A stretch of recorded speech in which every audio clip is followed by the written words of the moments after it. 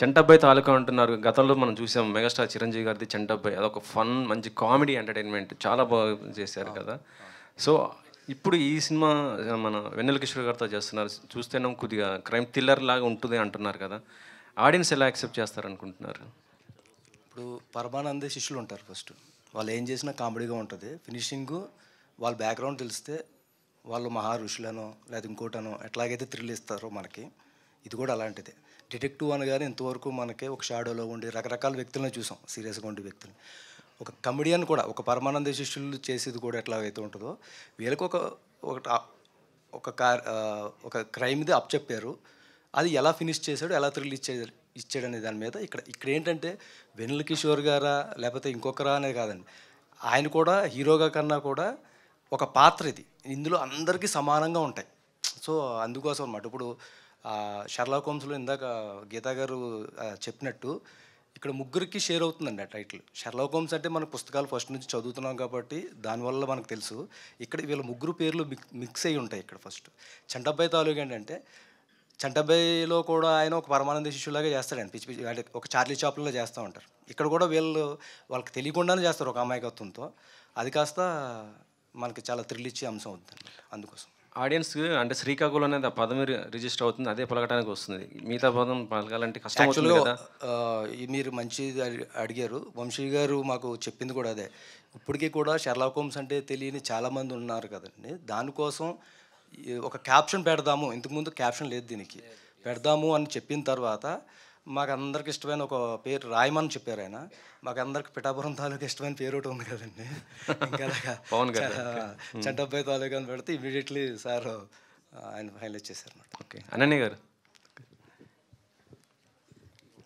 Last time మీరు పొట్టేలతో అలరించారు, అసలుకి ఒక మంచి బ్లాక్ బస్టర్ హిట్ కొట్టారు. ఇందులో మీ క్యారెక్టర్ ఎలా ఉండబోతుంది? అసలు మీ లుక్ చూస్తుంటే నాకు మీరు సమంత గారు సిస్టర్ అనిపిస్తుంటారు చూస్తే ఒక్కోసారి. ఇందాక కూడా మా కొలిక్తో అదే చెప్తున్నా, అంటే అంటున్నా ఏంటి అమ్మాయి సిస్టర్ ఏంటి అని అంటే నువ్వే అడుగు అనేసి. అంటే చాలా ఇయర్స్ తర్వాత డీ గ్లామర్ లేని రోల్ చేస్తున్నాను నేను. Thank you. సో నా రోల్ గురించి మాట్లాడాలంటే నా మైక్ ఎప్పుడు డైరెక్టర్ గారి దగ్గరికి వెళ్ళిపోతుంది.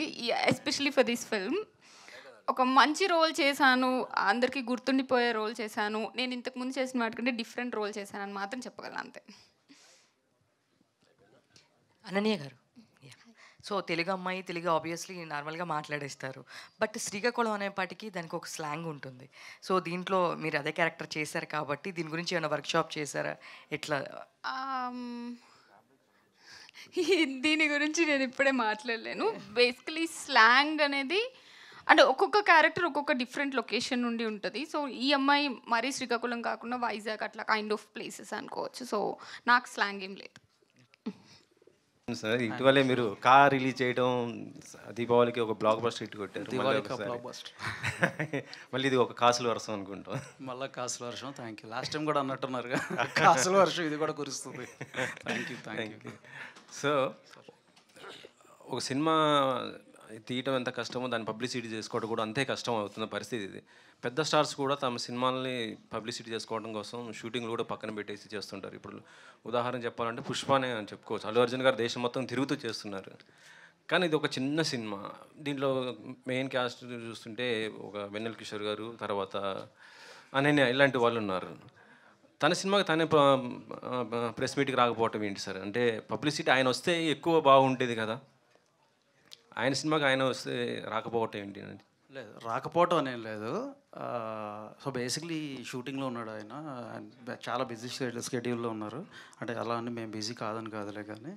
బట్ ఇవాళ ఆల్రెడీ డేట్స్ లాక్ అయినాయి. నాకేంటంటే ఒక 2-3 డేస్ బ్యాకే ఒక టీజర్ అనౌన్స్ చేసేద్దాము, లేట్ అవుతున్నాం, ఎందుకంటే మా అన్న రాబోతున్నాడు. అన్న వచ్చాడంటే మొత్తం ఇంత అన్నే కవర్ చేసేస్తాడు మా పుష్పరాజు. అందుకని ఇంక ఇప్పుడు రిలీజ్ చేసేద్దాం. అట్లీస్ట్ అవేర్నెస్ క్రియేట్ అవుతుంది మూవీ గురించి.